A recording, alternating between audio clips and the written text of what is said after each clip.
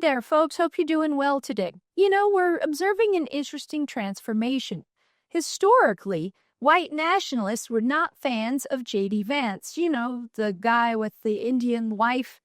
However, that has since changed since they've infiltrated his organization.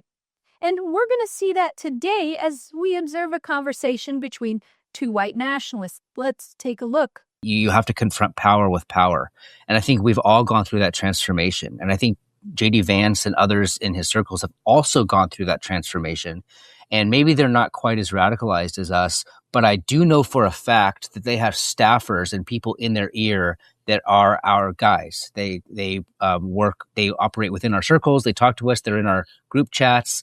So I think that the neocon concern about Vance is a result of their own ineptitude and their own recognition that they're on the way out. They have no popularity anymore. And that Vance and some of the people that he operates with, including, friends of mine. So a couple of important things to take away from what he said. He said, while they might not be as radicalized, we have a couple of our guys in their ears, which would translate to they have white nationalists advising JD Vance. He even goes on to talk about them being in their circles and in their group chat. So again, advisors to JD Vance in group chats with white nationalists. And then at the very end, he talks about his friends that are working with JD Vance. Like, this guy really wants to brag about how white nationalists have infiltrated JD Vance's inner circle. Let's see where they go next. They actually are ideologically set on destroying the residues of neoconservative thinking in Washington. And so they're concerned that a Vance rise represents the complete liquidation of everything that they've contributed to the American political system since the 1990s.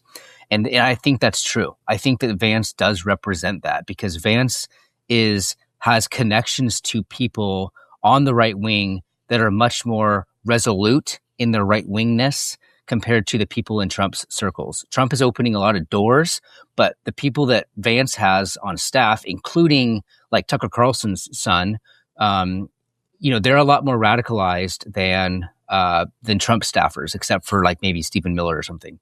So I think that Vance does represent a very healthy trend.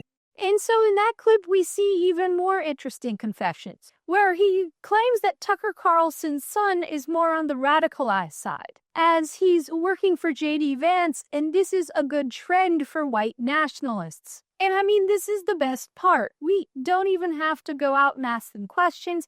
Meanwhile, they're just confessing to it all on video on the internet. Like, it doesn't get better than this.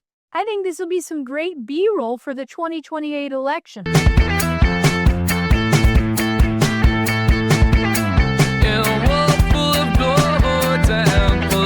Political folk. She steps from the shadows, dark to the book. Mad with a bishop, sharp with a mind. Truth in a lab coat, leaving nonsense behind.